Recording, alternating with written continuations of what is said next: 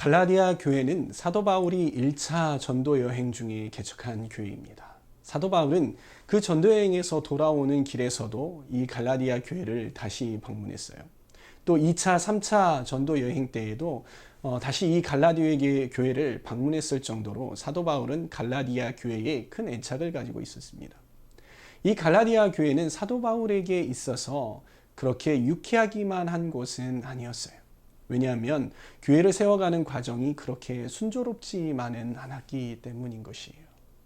그럼 이 지도를 함께 봅시다. 사도 바울은 안디옥에서 이 갈라디아 지역을 개척을 하러 떠납니다.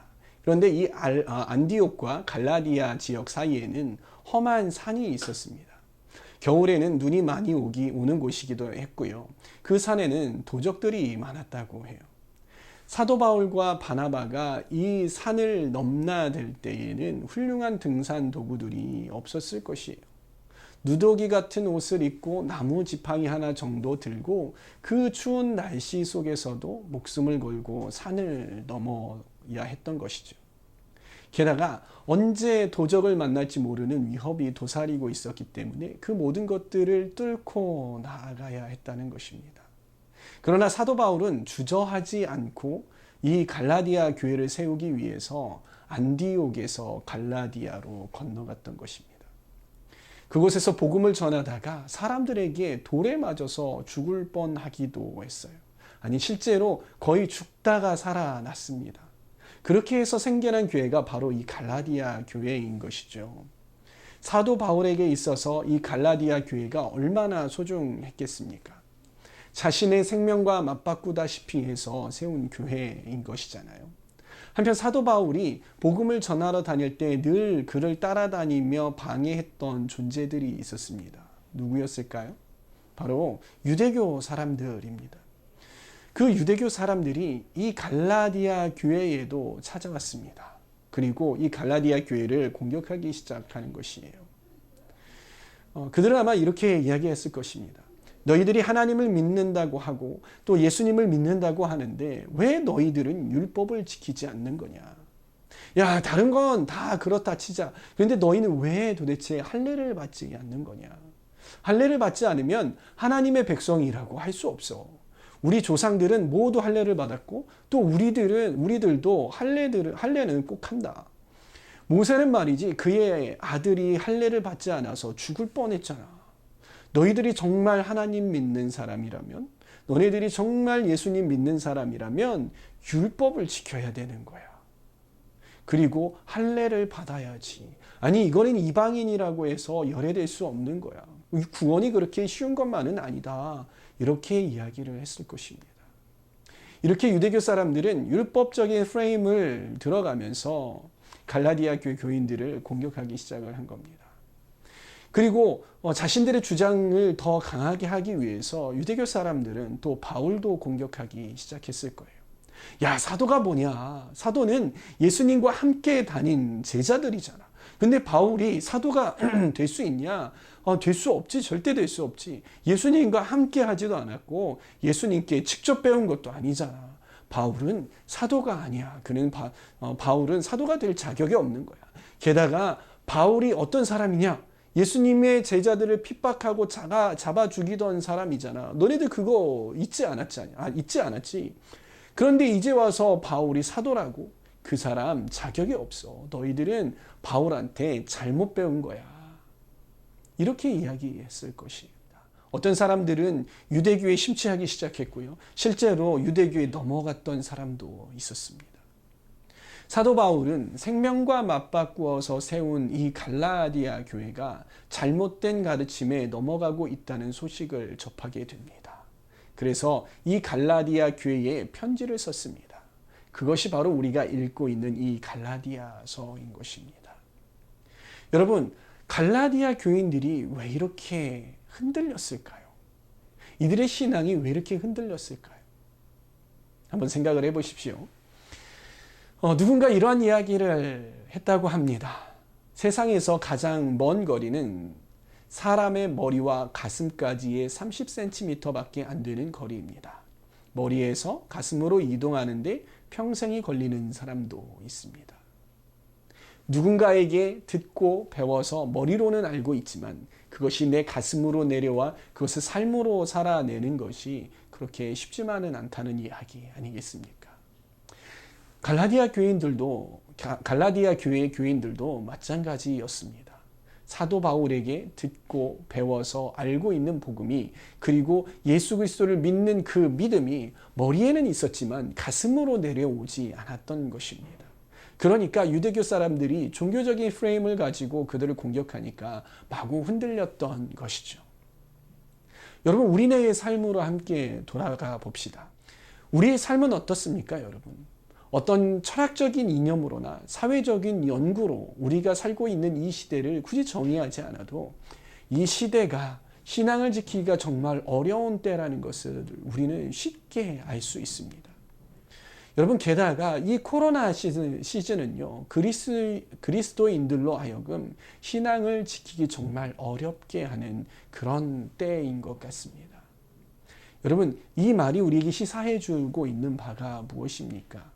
그것은 우리가 살고 있는 이 시대는 우리의 신앙이 너무나도 쉽게 흔들릴 수 있는 시대, 그렇게 흔들려도 그렇게 많이 이상하지 않은 그런 시대라는 것이에요. 우리는 어떻게 해야 이 시기를 흔들리지 않고 버텨내고 또 승리할 수 있을까요? 사도 바울은 예수님의 제자가 아니었죠. 다메섹 도상에서 빛으로 오시는 예수님을 만난 것 외에는 예수님은 실제로 본 적이, 그리고 만난 적이 없었습니다. 그런데 사도 바울은 이방인들에게 복음을 전하는 사역을 포기하지 않았습니다. 여러분, 어떠한 핍박과 고난과 공격이 다가와도 절대 포기하지 않았어요. 그것이 심지어는 죽음일지라도 포기하지 않았습니다. 어려움이 더하면 더할수록 그의 복음을 향한 열정은 더 강력해져 갔다는 것입니다. 우리 사도행전 20장 24절 말씀을 보시면서 사도 바울이 복음 전도를 향한 마음, 예수님을 향한 마음이 얼마나 컸는지 함께 살펴보도록 합시다. 그러나 내가 나의 달려갈 길을 다 달리고 주 예수께 받은 사명, 곧 하나님의 은혜의 복음을 증언하는 일을 다하기만 하면 나는 내 목숨이 조금도 아깝지 않습니다. 믿음의 경주와 복음을 전하는 일을 하는데 내 목숨이 조금도 아깝지 않다. 여러분, 얼마나 뚜렷한 사명의식입니까? 결단코 나는 흔들리지 않겠다는 그러한 아주 강렬한 각오, 결단 아니겠습니까? 여러분, 어떻게 사도 바울이 이럴 수 있었을까요? 우리는 본문 말씀에서 그에 대한 해답을 찾을 수 있습니다. 갈라디아서 1장 16절에서부터 17절 말씀 함께 읽어봅시다. 그 아들을 이방 사람에게 전하게 하시려고 그를 나에게 기꺼이 나타내 보이셨습니다. 그때에 나는 사람들과 의논하지 않았고 또 나보다 먼저 사도가 된 사람들을 만나려고 예루살렘으로 올라가지도 않았습니다. 나는 곧바로 아라비아로 갔다가 다마스쿠스로 되돌아갔습니다. 사도 바울이 처음 예수님을 만나고 그 예수님을 이방 사람에게 전하는 소명을 받았습니다. 그 직후에 그는 다른 사도들을 만나러 예루살렘으로 가지 않았습니다. 대신 아라비아로 갔다고 말합니다. 여러분, 이 지도를 함께 봅시다. 여기 보시면 이 다메섹에서 예루살렘이 훨씬 가깝습니다. 아라비아는 예루살렘을 거쳐야 갈 수 있는 그런 곳인데 우리가 아라비아로 가려고 하면은요, 예루살렘에 거쳐서 가면 되는 것이에요. 그런데 사도 바울은 그렇게 가지 않았다는 것이에요. 훨씬 더 가까움에도 불구하고 예루살렘으로 먼저 가지 않았다는 것입니다. 사도들을 만나 의논하고 협력하는 것보다 뭔가 더 중요한 목적이 있었기 때문에 이 예루살렘으로 가지 않고 아라비아로 간 거겠죠. 여러분, 대체 아라비아에는 무엇이 있었을까요? 이 지도를 함께 봅시다. 아라비아는 사막이라는 뜻입니다. 이처럼 황량한 것, 이름처럼 이렇게 황량한 곳입니다. 그러나 그곳에는 신의 산이 있었습니다. 신의 산은 모세가 하나님을 만나 계시를 받았던 곳이기도 하고요. 엘리야가 아합과 이세벨에게 쫓겨 도망가다가 하나님을 만나 회복했던 곳이기도 합니다. 그래서 시내산은 하나님의 계시가 있는 장소로 여겨졌습니다. 또 유대인들은 시내산이 있는 이 아라비아를 하나님의 계시를 상징하는 땅으로 여겼다고 합니다. 사도 바울은 어떤 사람에게 의존하고 배우려고 한 것이 아니라 하나님께 직접 들으려고 했던 것입니다. 하나님을 직접 경험해 보아 알았기 때문에 사도 바울은 어떤 어려움이 와도 흔들리지 않고 더욱 굳건히 설 수 있었던 것입니다. 여러분, 풍요 속의 빈곤이라는 말을 들어보셨습니까? 요즘처럼 말씀을 쉽게 듣고 찬양도 쉽게 들을 수 있는 시기가 역사상 없었을 겁니다. 텔레비전에서도 이 교회 저 교회의 예배 실황들이 방영이 됩니다. 유튜브에 들어가 보면 여러 가지 강의, 유명한 목사님의 말씀, 그리고 전 세계 최고의 찬양팀의 찬양을요, 얼마든지 우리가 클릭 한 번으로 우리가 선택해서 들을 수 있는 것이에요. 역사상 그 누구도 우리와 같은 신앙의 풍요를 경험할 수는 없었을 것입니다. 그럼 우리의 신앙은 어떠해야 할까요? 흔들리지 않고 견고해야겠죠. 왜냐하면 참 많은 신앙적인 풍요 속에 우리가 살고 있기 때문이에요. 그런데 우리는 어떻습니까? 우리는 실제로 신앙의 빈곤을 경험하고 있는 것이에요. 여러분, 왜 이런 현상들이 우리에게 나타날까요?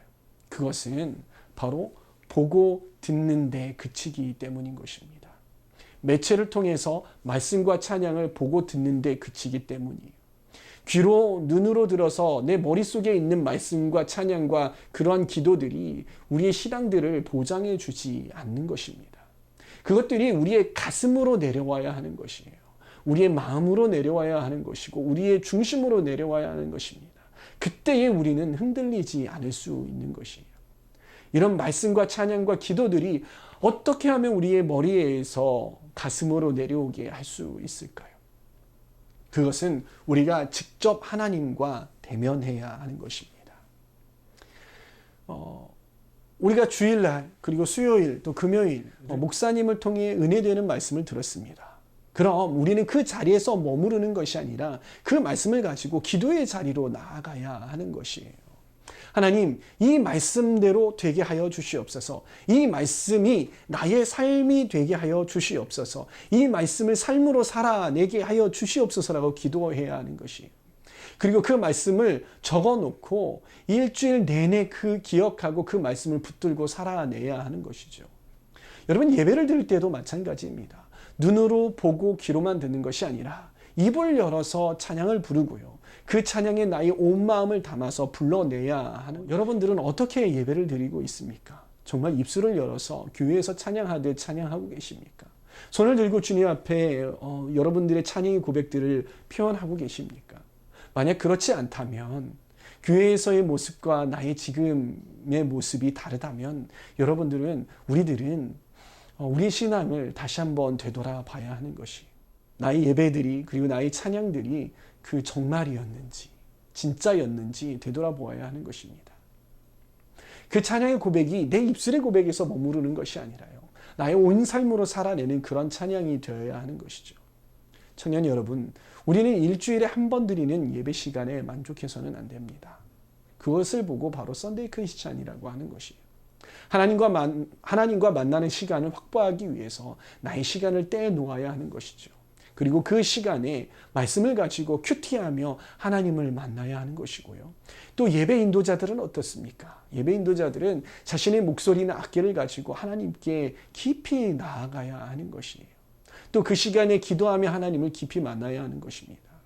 이것이 머리에 있는 신앙을 가슴으로 내려오게 하는 작업인 것이에요. 내가 머리로만 아는 그러한 신앙을 나의 삶 가운데 나의 중심으로 내려오게 하는 그런 작업입니다.